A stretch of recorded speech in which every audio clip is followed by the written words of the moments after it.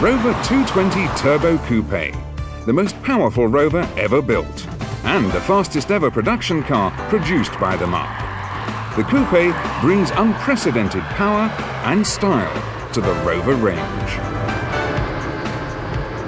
With a top speed of 150 miles per hour, where the law allows, and capable of sprinting from a standstill to 60 miles per hour in just 6.2 seconds, the Rover Coupe's performance credentials are proven beyond doubt. But even when it's standing still, the Coupe is every inch a worthy Rover 200 series flagship.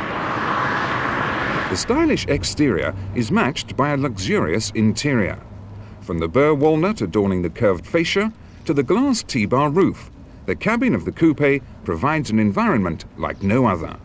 Under the skin, the Torsen traction control system and the latest anti-lock braking technology enhance driver control and safety, while CFC-free construction, lead-free paint, and a sophisticated exhaust catalyst ensure that the Coupe protects not only people, but the environment too. But early in the summer of 1992, two pre-production coupes looked very different as they were wheeled into a quiet corner of Rover's development department. The ambitious aim of the project, known internally as the Tomcat affair, was to claim a series of speed and endurance records, with cars little modified from production models, as engineer Darren Hughes explains. The cars have been stripped down to a bare shell, everything taken off, checked and rebuilt.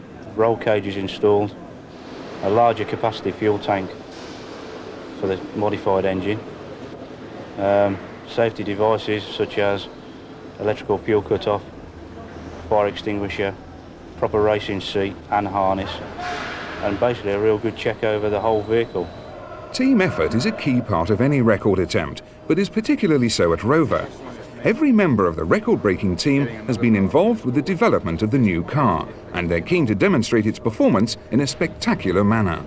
The Rover 200's built on a family atmosphere, and we're all proud of the new car, so everyone really wants to put the time in. We're working to the early hours of the morning, prepping the cars.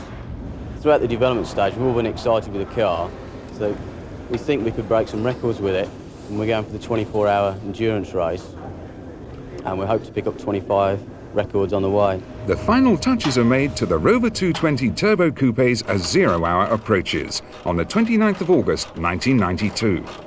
The team moves to Millbrook in Bedfordshire, one of the few test tracks in Europe where cars can be driven continuously at maximum speed. The aim is to use one car to establish a new series of records for standing start performance figures, while the second car will run flat out day and night, as Chief Engineer Steve Carter explains. Basically, we're going out to break all the records from a standing start and a flying start for 24 hours, a series of distance records and speed records, currently held by various competitors of ours. And the idea will be that we'll move those records something like 12 to 15 miles an hour against where they currently stand. That's against the Astra, against a Bentley, BMW, Porsche and Alfa Romeo. 0 hour, and carrying the names of the A-Team Rover suppliers who've helped to provision and fund the record attempt, the two Rover Coupes set off on their test of endurance, speed and reliability.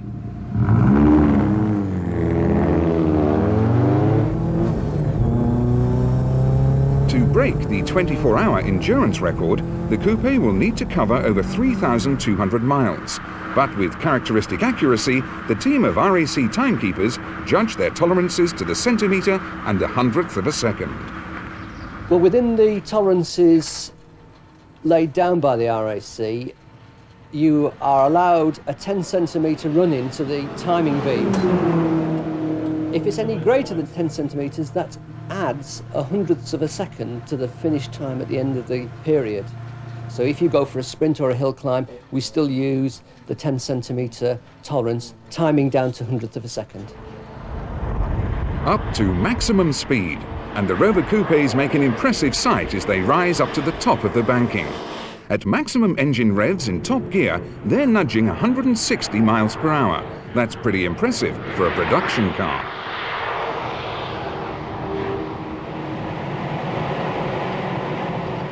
Equally impressive is the car's stability, even at over twice the motorway speed limit. Travelling at 2.5 miles every minute, the driver is still able to take a hand from the steering wheel to adjust a tickling fireproof balaclava.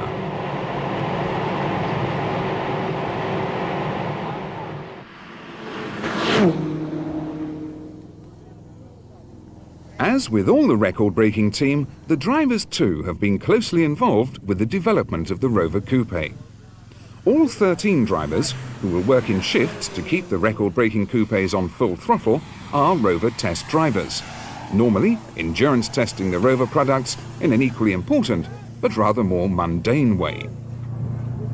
The first routine pit stop, and a chance for a quick check of oil and water levels under the bonnet as the drivers change places and the long-range fuel tank is filled.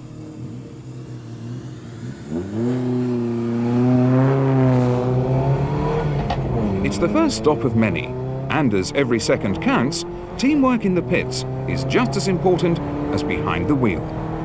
The first stop we did, that was 1 minute and 8 seconds, and that put about 43 gallons of fuel on board.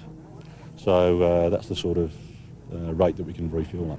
From what we've seen in the testing we've done, we should survive the 24 hours on one set of tyres.